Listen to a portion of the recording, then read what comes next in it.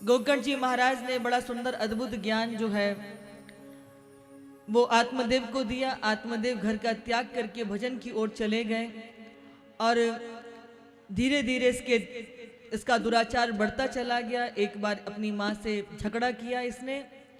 अपनी माँ के ऊपर, धुंधली के ऊपर जब हाथ उठाया तो अपने पुत्र से अपमानिता धुंधली भी रात्रि में कुएं में कूद करके उसने प्राणों का उत्सर्जन कर दिया।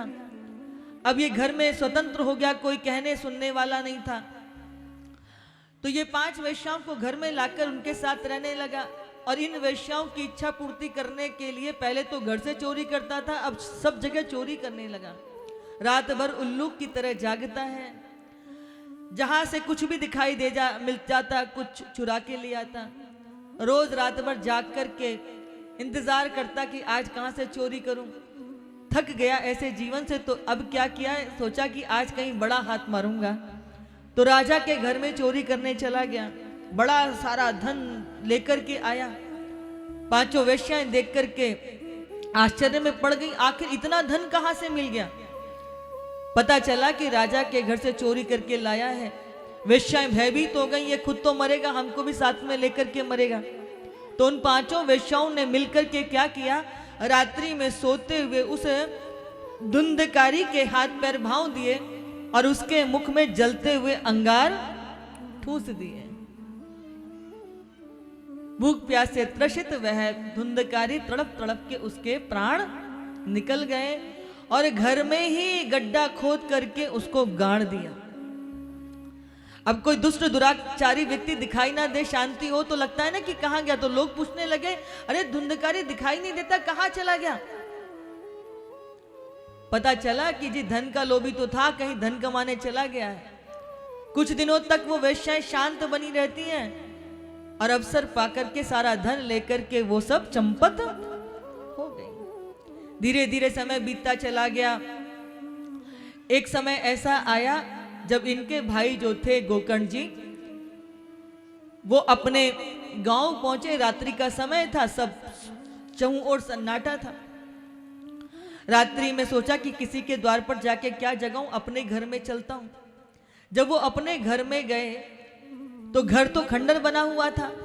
पिता पहले ही बन चले गए भजन करने के लिए, माता ने कुएं में प्राण त्याग दिए, धुंधकारी रहा नहीं। लगा कि अपनी इस धोती को बिछा करके, भुजाओं का तकिया बना करके, आसमान की चद्दर ओढ़ करके प्रेम से सो जाऊंगा। लेकिन जैसे ही थके हुए गोकर्ण जी सोने का प्रयास करने लगे, उनको बड़ा उत्पात सुनाई देने लगा, भयंकर बवंडर जैसा सुनाई देने लगा उनको। उन्होंने पूछा कौन है, परंतु कुछ ढंग से उत्तर समझ में नहीं आता। तब अपने कमंडल से जल लेकर के जैसे ही अभिमंत्रित करके छिड़का है, तैसे ही आवाज सुनाई दी, अहम भ्राता तो दियोस्मि धुंधकारी नामता स्वकीय नेव दोषेण ब्रह्म तत्व नाशितम मया।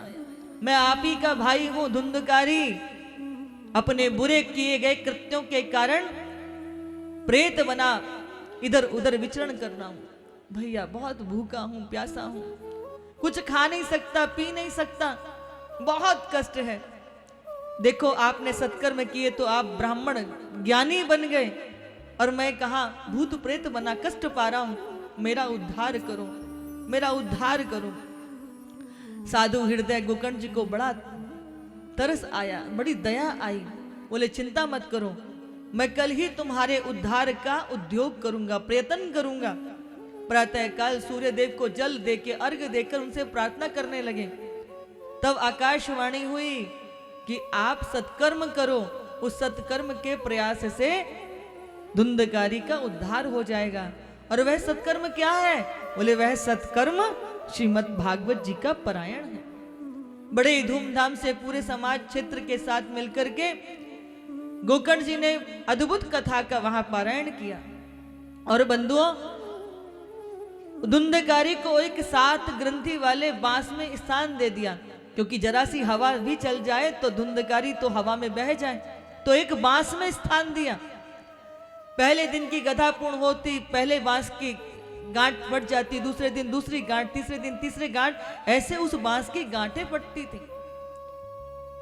सातवें दिन सातों गांठें फटी और धुंधकारी जो था, जो प्रेत बना भटक रहा था, वह एक सुंदर शरीर धारण करके गोकर्ण जी महाराज के सम्मुख प्रकट हो गया, चरणों में गिर गया कि आपके इस सुंदर सदप्रतन से, आपके इस ज्ञान यज्ञ से मेरा उद्धार हो गया।